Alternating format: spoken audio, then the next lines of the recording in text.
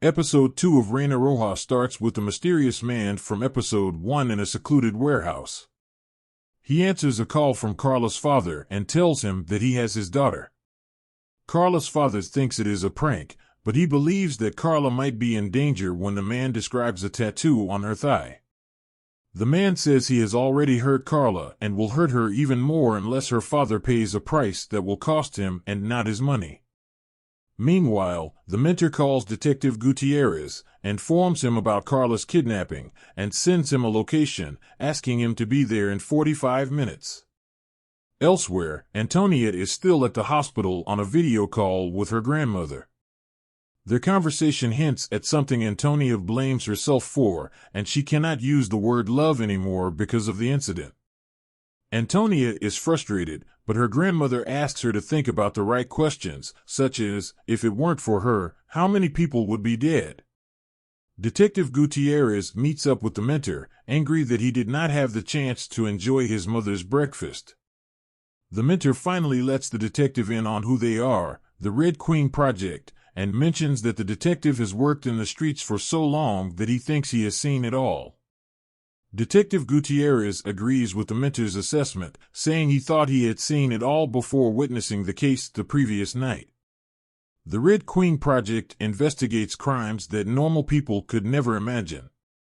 Some crimes do not make the headlines since monsters exist worldwide, but the police are too slow. The Red Queen Project fights back against these monsters using the same weapons outside the legal parameters. Mentor explains that the project started in Europe and chooses the best officers from each country to be the Red King or Queen. Antonia was the group's Red Queen until she quit due to personal matters, but the mentor wants her back, and he wants Detective Gutierrez to be the Red Queen's squire for protection. Gutierrez is the best for the job because even though he is an awkward police officer, nobody knows the streets better than he does. He does what he wants, has the right intuition, and, most importantly, Antonia likes him. The mentor gives Gutierrez a car, and he is to find instructions and terms of work in the glove compartment. He tells Gutierrez where to find Antonia so they can officially start the search for Carla. Gutierrez gets his gun back, and the mentor handles his bad police record. The mysterious man rants in his book about his father, thinking he is weak. He says he is not evil but misses his father and cannot sleep because he remembers everything.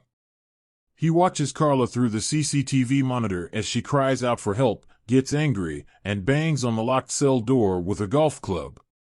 Carla is scared, and she stops screaming.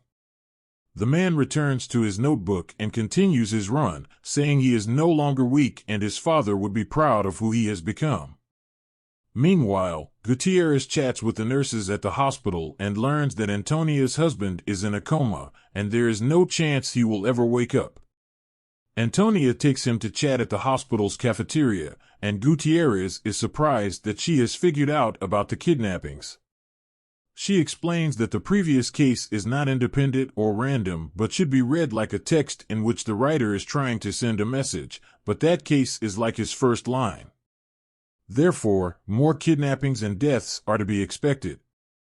Antonia agrees to investigate Carla's kidnapping, and the first stop is her apartment, where the anti-kidnapping unit is questioning her father. The detective's prime suspects are Carla's driver and her ex-husband, and their questions align with trying to figure out what they would gain from Carla's kidnapping.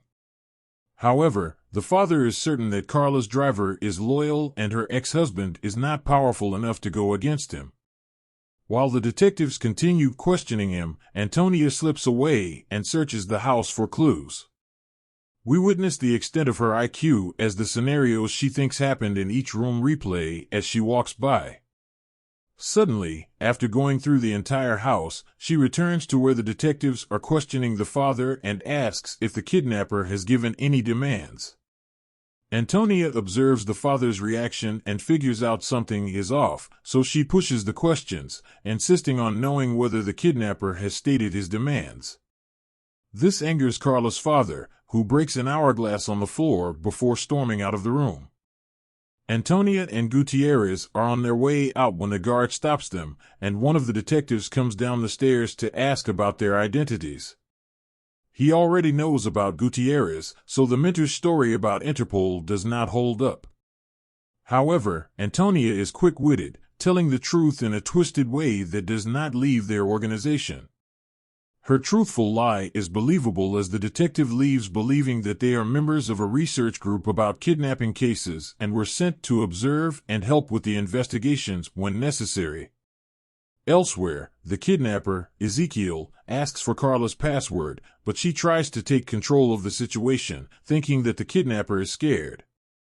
However, Ezekiel cares less about money when she tries to sway him, but he pours gas into the cell and is ready to ignite it and burn her to death. Carla begs for her life, gives him the password, and receives a water bottle. Gutierrez thinks the next action is to question Carla's ex-husband, but she has already discovered everything there is to know about Carla by looking through her house. Regardless, she reluctantly agrees to follow Gutierrez to the ex-husband's hotel, and while talking, she suddenly figures out that one other thing that Carla loves besides her son is her horse. The husband mentions that the horse was to participate in a race, and Antonia directs her investigation on the road towards the race grounds. Using her incredible senses and intuition, she finds Carla's dead driver and horse. Coincidentally, Ezekiel had come to the scene of the crime to hide the body in the car, and he almost ran over Antonia. Her quick reaction surprises the audience and Gutierrez, too, since she already has the car key in a swift motion, runs back to where they had left the car, and is in a fierce chase with the kidnapper. Unfortunately, they lose him on the highway when they veer off the road to avoid a head-on collision with an oncoming truck. The aftermath of the car chase gets Gutierrez and Antonia on the news. The anti-kidnapping unit is angry about them going rogue since their action could spook the kidnapper and put the victim in danger. The mentor asks them to stop investigating Carla's case and focus on Trevinda's murder case. Back at the Red Queen Project's base, Antonia and Dr. Aguado use the blurred images Gutierrez took during the case to figure out the kidnapper's identity. The kidnapper has a tattoo on his arm, and Antonia asks Aguado to send it to a tattoo artist to try and locate the one who drew it. At the end of the episode, Carla hears someone else sobbing in the cage next to hers. Her name is Sandra. The episode review. The episode is thrilling and unpredictable as it introduces an amazing chemistry between Antonia and Gutierrez. The two are polar opposites, one being talkative and always wanting to talk, leading to an enjoyable comedic banter between Gutierrez and Antonia. Although seeing a genius working with the police or secret organizations to solve the case is not a new premise, it is still mesmerizing to imagine how Antonia's mind works. She delivers an amazing performance that keeps the audience glued and gives a refreshing look into the premise. Ezekiel is still a mystery in this episode, but we are intrigued to follow the story and determine the reason behind his actions. Is he seeking revenge, and does it have something to do with his father? Is there a connection between his victims? Who is Sandra? We cannot wait to follow the tension and the haunting investigation in the next episode.